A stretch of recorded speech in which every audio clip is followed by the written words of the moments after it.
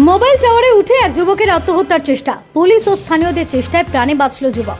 রবিবার সকালে ঘটনাটি ঘটেছে ইংরেজবাজার থানার সোনাতলা এলাকায়।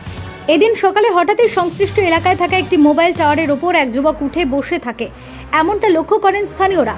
আত্মহত্যার চেষ্টা করছিল বলে জানা যায়, কিন্তু স্থানীয়দের বিষয়টি নজরে আসতেই পুলিশকে খবর দেওয়া হয় এবং পুলিশ এসে তাকে উদ্ধার করে। Bureau report, Kolkata mirror.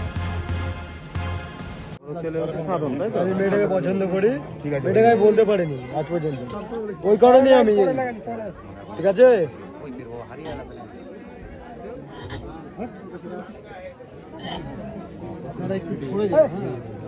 মেয়েটা আমি এতটাও জানি তার কে হলো।